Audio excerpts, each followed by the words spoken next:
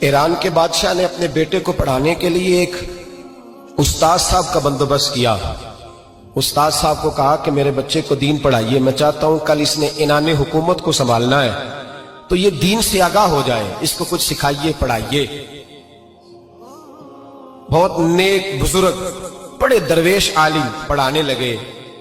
असबाब मुकम्मल हो गए, दीन के असबाब कुरान मजीद पढ़ाया, अहादीस तय्यबा का दर्स दिया, उसूल फिक़ह से रूशनास कराया। जब बच्चे ने मुकम्मल तालीम हासिल कर ली और आमीन हो गई, दस्तार हो गई, फारिग हो गए, तो फिर एक दिन उस्ताद साहब ने कहा बेटे कल तुमने जरूर आना है, कुछ बात करनी है। शहजादा गया मिलने उस्ताद साहब से। उस्ताद साहब ने कुंडी लगा ली, हाथ में दुर्रा पकड़ लिया, मार मार के पूरे वजूद को जख्मी कर दिया। कोई गलती नहीं, कोई बात नहीं, मारा। अब बच्चा आया आके बादशाह सलामत से कहा कि अब्बा जी समझ नहीं आई, बड़ा मारा है उस्ताद। तो सियाने थे ना बादशाह, यहां तो कारी साहब रोज कटहरे में खड़े होते हैं, मौलवी साहब आपने मेरे बच्चे को क्यों मारा है? आप 8,000 के मौलवी हैं, मेरा कई करोड़ का बच्चा है, सवेरे बदल लेंगे। खबरदार आपने बच्चे को हाथ लगाया, अपनी हैसियत में रहे माज़अल्लाह। जो कौमें उस्तादों को कटहरों में खड़ा करती हैं वो तरक्की नहीं कर पाती। जो उस्तादों को कटहरों में रोज खड़ा करते हैं। कहा अब्बा जी बड़ा मारा है, तो वालिद बड़े समझदार थे, कहने लगे बेटा उस्ताद बाप होता है, वो ज्यादती नहीं करता, कोई बात होगी, मैं तेरे उस्ताद को कटहरे में नहीं बुलाऊंगा।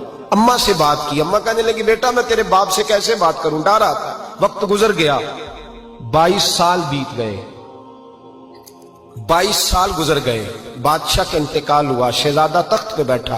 पहला हुक्म ये दिया कि मेरे उस्ताद को बुलाओ। पहला हुक्म। उस्ताद जी बूढ़े हो गए थे, छड़ी के ऊपर टेक लगा के आए और भवें सफेद होके झुक गई थी।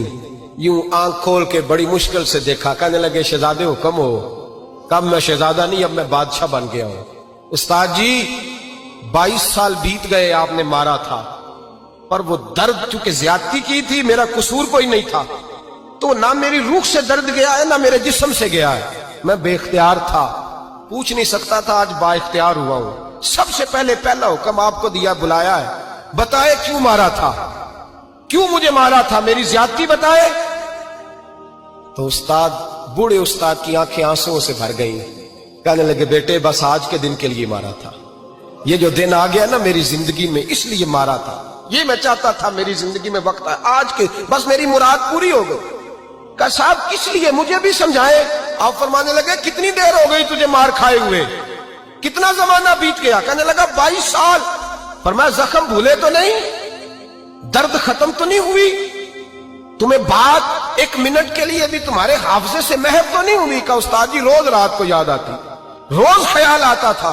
उस्ताद कहने लगे भाई तू बेख्तियार था, पूछ नहीं सका, 22 साल तुझे याद रहा, मुझे पता था तू एक दिन हुक्मरान बनेगा, मैंने तुझे इसलिए मारा था कि बेटे याद रखना, किसी पे जुल्म न करना। अगर तुझे 22 साल तक याद रहा है तो जिस पर तू जुल्म करेगा उसे भी कयामत तक याद रहेगा।